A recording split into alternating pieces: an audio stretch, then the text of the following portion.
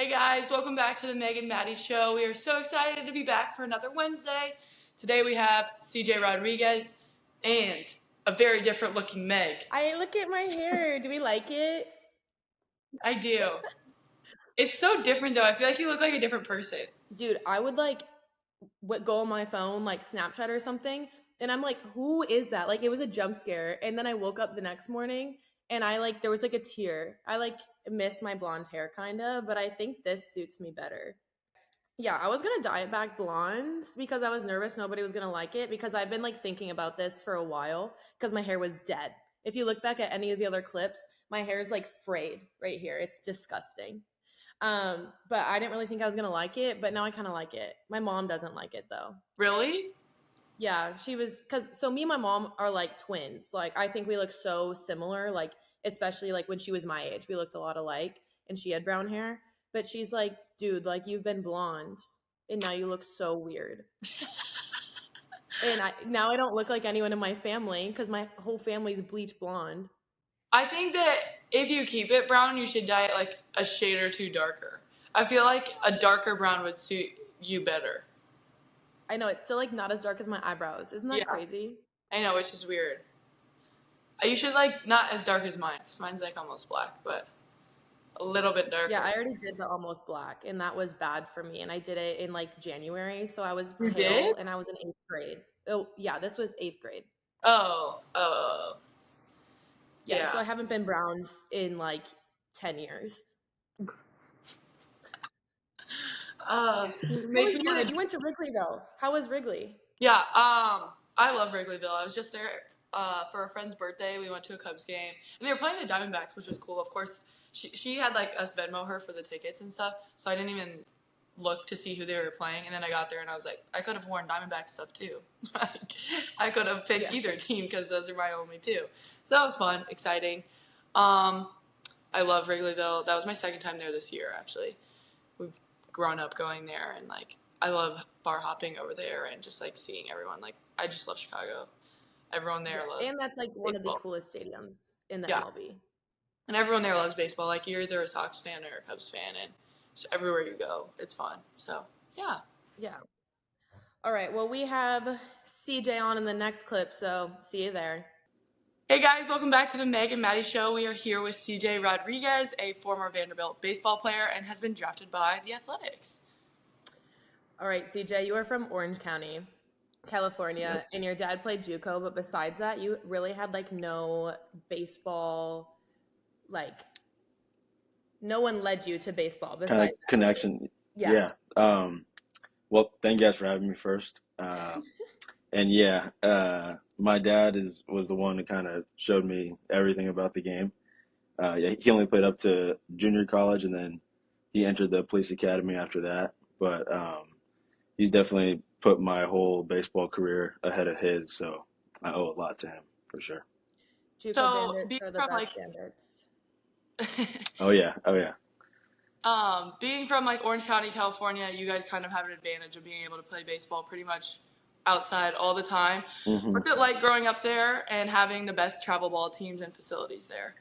Oh, it was great. I definitely, took it for granted leaving California. I didn't realize how big, and how accessible baseball is over there. Kind of coming to the East Coast and Midwest a little bit, I've kind of seen how big it is over there and how much people really take it serious. So I definitely took it for granted a little bit, but I thought I used it. I used all my resources as much as I could. So it was great. I loved it. The weather, you can't really beat that. I've traveled pretty much everywhere, and I will always go back to California and say you can't really beat this weather. So hopefully I end up there at some point. That'd be nice. You played at Vanderbilt for college. Your freshman year was COVID, so you really didn't get to play. Mm-hmm. But your second year, y'all went to CWS, the College World Series, and y'all competed and went pretty far. Why did you choose Vanderbilt? That was my dream school since I would probably say 6th grade. My travel ball coach at the time, Jared Sandler with BPA, was kind of the one to push me to. He said if you want to go play really exciting games and in front of a lot of people, you want to go to the SEC. And so once I started looking at schools and stuff, I kind of fell in love with the balance between the academic portion and the like the seriousness of the baseball program. So I kind of wanted to go there, and then I realized a lot of people kind of do. So it was going to be kind of hard, and then I just got lucky enough, or I was blessed enough to be recruited by them and go there. So What we're other good. colleges were you looking at? Um, Ideally, I wanted to go to the SEC. So Ole Miss and LSU were two other ones that I really liked. That were just kind of attractive to me. But the other schools I kind of got recruited from were more West Coast schools like San Diego State and Cal Poly San Luis Obispo were like the first two. But then I kind of got offered from Vanderbilt pretty early and committed on the spot. So I didn't really entertain much after that. When you Great know, place you to be. know. So, yeah. Yeah, exactly. Exactly. Definitely a dream school. What was your favorite memory from college baseball? Oh, um, I would have to say Omaha, like the whole experience, but not like the game portion of it, like not on the field. It would probably be like the flights going there, and the bus rides and stuff like that. Those are like the memories that you miss and you think about. But on the field stuff, that was special too. But you really miss like the off the field stuff with all your teammates. What was your favorite thing about Omaha on your guys' trip? Uh, Probably how we got treated. Like we got treated pretty well. That was probably like the closest thing to like big league as you can get, I guess, not being a professional yet. So that was pretty cool to see, how well we were treated. But yeah, I would say that. Omaha, like CWS time in Omaha, anyone with like that looks like a baseball player for the schools are just like kings. Like you can't even, there's no other way to describe it. Like Yeah, people it's uh, let it fly. And it's like the whole Tennessee team and like people would be drooling. Like these little kids would just be like mhm, stars in their eyes, like watching them go past. It was like the cutest thing in yeah. the entire world. No, it was pretty cool. You definitely see how much of an impact I guess you have when you're around I guess a tournament at that level. Like you see how much people really care, and you don't know how many people actually watch the games and until you're there. I guess there's a lot of baseball fans that are just there to watch. Like they're not there supporting one team. They're just there because they love baseball. So that's pretty cool to see. And when people come up to you and they address you by name, like they really care about what's going on. So that was cool to see for sure. That's really, really cool. You only Yeah. played 2 years in college. Besides baseball, what was your favorite college memory? Besides baseball, it'd probably be just living in Nashville for like my year and a half or whatever. That whole thing was pretty special. Hanging out with all my teammates in Nashville was like I don't know. I just have so many memories there now, and I lived there in the off season too. So clearly can't get enough. But I could have told myself that the first time I went because I just fell in love with the city when I first got there. So it's not no surprise to me. But yeah, just hanging out with the guys in Nashville, the city. Meg, have you been to Nashville? I've only driven through it. It's the best place to be. We Oh need to yeah, go it's there. I love yeah, Nashville. Maddie, you need it's to Okay, say so I will happily. I will happily. mhm. Okay, so CJ, you got drafted by the Athletics after you decided to leave college. What was that like thought process like, knowing that you did not want to go back? Well, I wasn't too sure at first. So my sophomore year, the draft got pushed back to July, and my birthday's in July. So that made me eligible my sophomore year, and I wasn't really expecting that. My advisor at the time, agent now, was like, "Yeah, well, the draft's getting pushed back, so that makes you eligible, and you might have a little bit more leverage this year because you're younger." And I was like, "Well, I don't want to put too much pressure on myself to like play well or do whatever. So don't even tell me like anything about it. Like I don't want to know." So then we kind of go through that whole year, or I guess once I knew I was eligible, I was just trying to focus on the team and winning the College World Series. So once that was all over with, then I guess the decision time came. If I wanted to, if I was leaning more towards professional ball or going back to school, and I obviously I wanted to play professionally for sure, but leaving Vanderbilt's tough because it's a really good program, and I felt like I only played for 1 full year, um, so that was a little tough.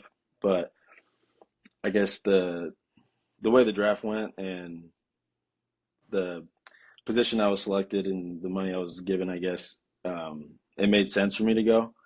So I think because of that, and because we did go to Omaha, like I experienced that. So the only thing that would be better than that is winning it. But I didn't want to, I didn't want to be greedy, and I just wanted to continue. And the coaches there at Vanderbilt were actually supportive of that. So it didn't make my decision, hard or anything like that. It was all exciting and happy. Like the draft process for baseball is so weird because you can get drafted out of high school and then Yeah. 2 years out of JUCO, or and then is it just age out of university, or I thought it was 3 years out of university. So at a university, it's either 3 years and you're good, or you have to be 21 years old before the draft. Okay. And my birthday is July 7th, and the draft was, I think, the 11th or something. I forgot what it was, but so sometime Happy in late July. birthday. Thank you. I appreciate it. That's Uh, crazy that those like agents and like anyone in MLB that's looking at to draft those kids are like literally looking at even kids on the cusp. Like that takes so much time and research to understand that you could Yeah. be even a possibility, knowing that they had pushed the draft back that year. Yeah, I mean, I guess I don't want to sound cocky or anything, but playing at Vanderbilt, you kind of have Yeah, more eyes on you, so it's more of a possibility, I guess. yeah, Um, for sure. But like you still have to look at all of those other kids. Like the odds yeah, of right. that are so that's just crazy that they know what they're And doing. and there's so many kids that are, in my opinion, better than some kids in pro ball that never even get a chance, and that sucks. But at the same time, it's like there's so many kids playing baseball and trying to play professionally that you can't get them all, So there's it's a some tough guy business. that I used to work out with in the summers, and he went to the University of Wisconsin lacrosse, like teeny tiny little D3 university. Hmm. Somehow got picked up, got I think he signed. I don't even think he got drafted. I think he signed, and then he Hmm. pitched for the Brewers, like the actual majors team, and then now Yeah, pitches for like AAA and um majors for the Twins. I'm like, how yeah. does See that? that, like, that's crazy. Yeah. Then there's stories like that too, where certain guys might think that they have absolutely no chance of getting seen, and then they're in the big leagues the quickest. One of the kids I got, one of the guys I got drafted with, Mason Miller, who's the closer for the Athletics right now. He's already in the big leagues, and he came out of a D3, and like nobody knew who he was, and now he's the best closer in baseball within, a few years. So it could go either way. It's and just because you go to like a higher end Division I school for baseball or something like that doesn't mean you're, gonna just fly through the ranks and get to the big league. So everyone's got a shot. You just gotta play well. So. It's so weird because no other sport does it like that. And it's like the largest pool. Baseball has the most people out there. It's like Hmm. ridiculous amount. Yeah, it's a huge process, I guess, from the start. Like when you first get drafted, especially high school kids, like it's such a long process unless they just absolutely dominate, you know what I mean? But it's usually a long process, a lot of learning, a lot of failing. So once you go through all that and you kind of you know what makes you good and how you can, overcome all the failure because you're failing majority of the time, then you're set. Yeah. Once you get drafted, it's like the next like month is like go go go testing. You figure out what team you're going to be on, and then you have to stay until off season. So how crazy is like the rest of season after you get drafted? So right when you get So like yeah, so for me it was like Omaha was done in late June, and then I wasn't in Arizona with Oakland till like the end of July, maybe like the last week of July. So but prior to that, like leading up to the draft, I really didn't do much. I was just kind of at home with my family, just seeing what I was gonna do. So like I left all my like belongings in Nashville, like I was gonna come back because I wasn't, just gonna go back home like, yeah, I'm gonna sign and leave. Like I had no idea what was gonna happen. So I left all my stuff in Nashville and was back home with my family. And then once all that kind of got situated, and I decided to sign, they flew me out to Arizona, which is like our spring training complex out there. And then from there, then they do all the MRIs on your whole body. They do testing. They do all that kind of stuff. Make sure you're good. And then I played 4 innings of a Arizona rookie league complex game. They pulled me out of the game and they said, okay, you're going to go to Stockton, which is low A, for 4 weeks. And then that was it. That was like the last 4 weeks of the season in 2021. And I got a little taste of it. And then went back to Arizona for like 3 more weeks for Instructs. It's called Instructional League. You just go and work on all the stuff that, like, it's just basically more baseball for the new drafted players so the coaches can see them and hands on with them and stuff like that.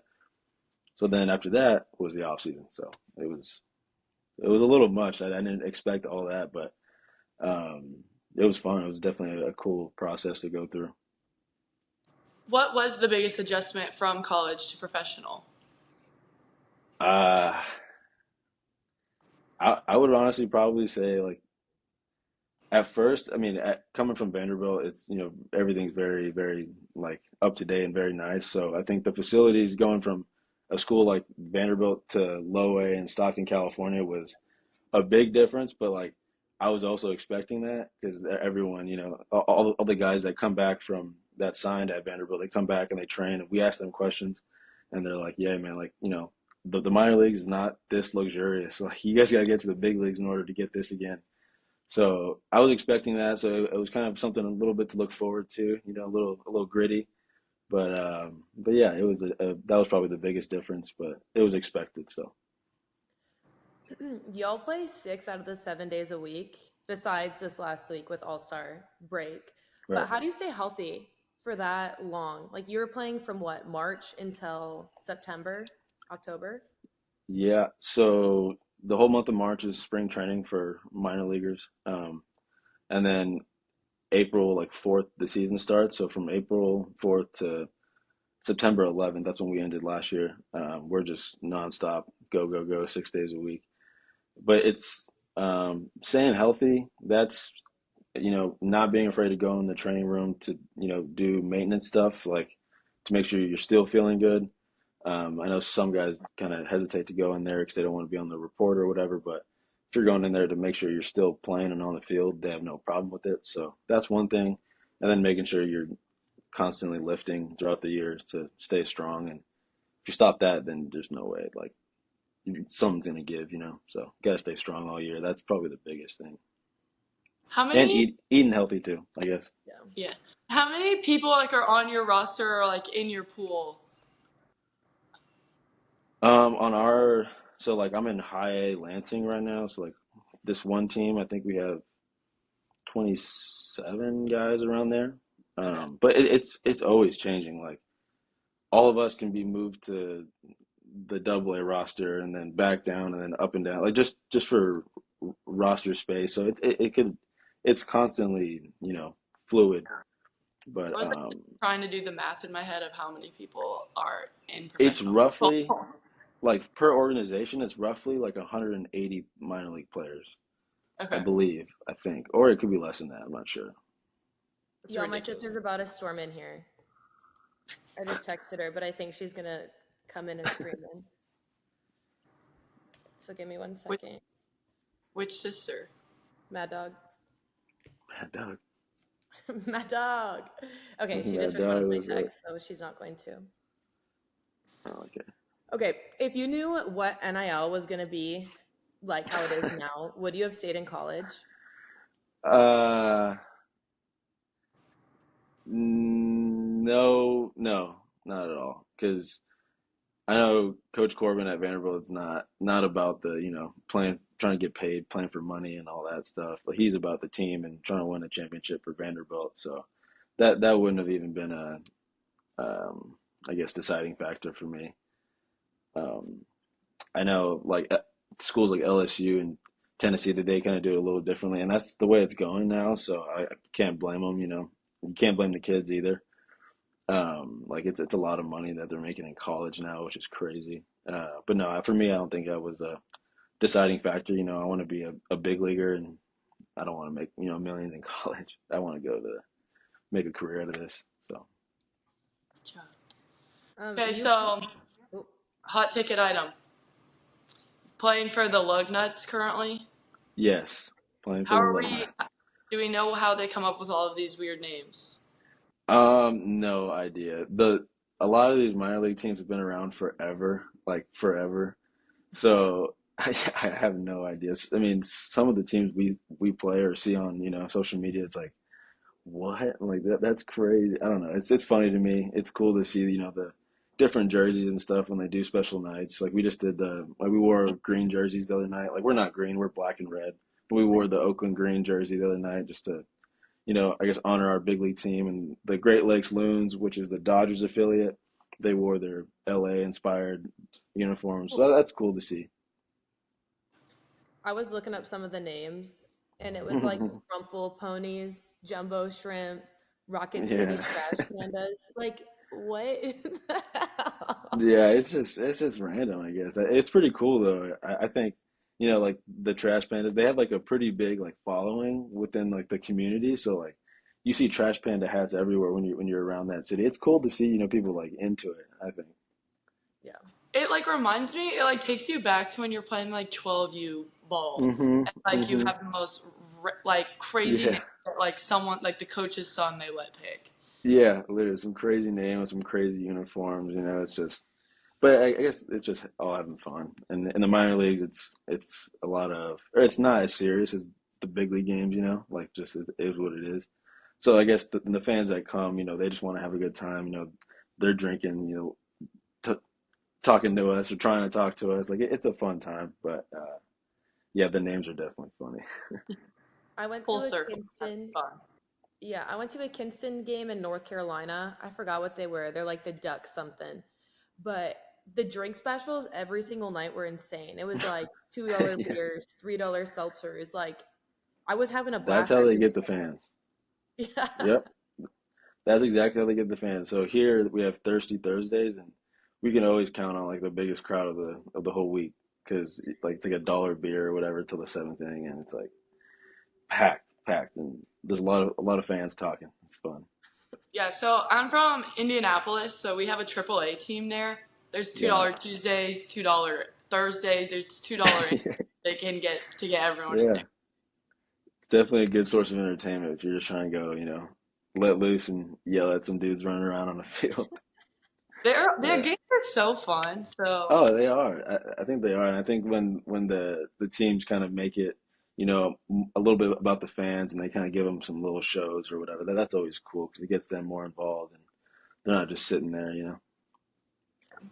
what's Um, it like moving up in these ranks, or like as you like quickly went to Stockton and then up again? Um, I mean, it's you try not to worry about that too much because there's so much you have no control over. So you try not to focus on that. Obviously, if you're moving up, that's a good thing, and you want to keep that trend. But um, you just got to control what you can control and play as well as you can. You can't really focus on that because if you start dwelling on that stuff, it's just going to affect your play on the field, and it's not going to be good for you. So just got to do me. what's your favorite thing to do in Lansing? Oh, probably go to Lake Lansing and just go hang out. There's like a little man-made beach there. I'm from Newport Beach, so like I love the water and just kind of laying in the sun. So I guess that's probably the best thing I've found out here. It's like a close second to Newport. And Goodfellas Bagel Shop. I always go there like every day. I love that place. It's at I've had the a good Capital fellow. City Market. Oh yeah, yeah, yeah, He's like, yep, yep. yeah, What's your bagel yeah. order? I get the Bada Bing, and I just changed it. Now I get it on a ciabatta bread, not a bagel. Crazy, yeah. Ooh, I like Got to ciabatta. try it. Off season is rapidly approaching. Hmm. Just as much of a grind. What does your off season look like? Uh, Wake up. Kind of. I like to get my stuff done like as soon as possible. I guess not as soon as possible, but in the morning. Um, so lifting or throwing or hitting or a combination of everything, kind of. But that's pretty much all I focus on is just getting stronger, getting better at the skill portion of, catching or hitting or stuff like that. And then it's just, honestly, it's just relaxing. Like we do so much and we're around so many people during the season. During the off season for me, it could be different for other people, but for me, I like to go get my work in and then just kind of relax and be easy, just enjoy the quiet. Because I know once the season starts, it's like it's never really quiet ever unless you're in your room by yourself. But it's go go go for majority of the year. So I guess I like to just get my work in and chill. Do you have any vacations planned? Any big Yeah, trips? Do you my mom actually just told me about a family vacation we're gonna take instead of doing Christmas presents or whatever. So that may be fun. I don't know where we're going yet, but that'll be fun with the family. If you could ideally pick, where would you go? Somewhere tropical where I don't have to go do anything like go walk around or sightsee. Like I just want to go look at water and chill. Yeah. So anywhere we can do that. That's all we really have for you today. Well, that was great. That wasn't awkward at all, I don't think. He was texting me. He's like, "Is this gonna be awkward?" I was like, "No." I was like, Yeah, "We're that not was awkward." okay, cool. Yeah, I've never done a podcast, but like people have like asked me to do a podcast before and I've just been like, no, like Aw. I don't So have any. Yeah, this is the first one I've done, so you guys should be on. But I'm just like I have nothing really to talk about and like I don't know. Thank you, CJ, for hopping on with us. We really appreciate it. Good luck with the rest of your season, and we'll probably see you at spring training. Yeah, absolutely. Thank you. I appreciate you guys having me. Yeah. Thank you, CJ. We really appreciate you. That was our first like active roster professional athlete. So that's like a little check mark for the podcast. Yeah, he was like the perfect segue, still being an SEC Vanderbilt kid, and like he's close enough to our ages. Like we both have so many mutuals with him, so that was awesome to have him on. I'm honored that he picked us as his first podcast ever. So Yeah, no, that's so exciting. I love when people are like, "This is my first podcast," or he's like, "I've only done one before," and it's like, well, now I feel special. well, I get nervous every time still, so it like makes me feel better knowing that Yeah. they're also nervous. um, we appreciate you guys for watching. We will see you next Wednesday. Until then. The fireworks. Bye, guys. Love you. Bye.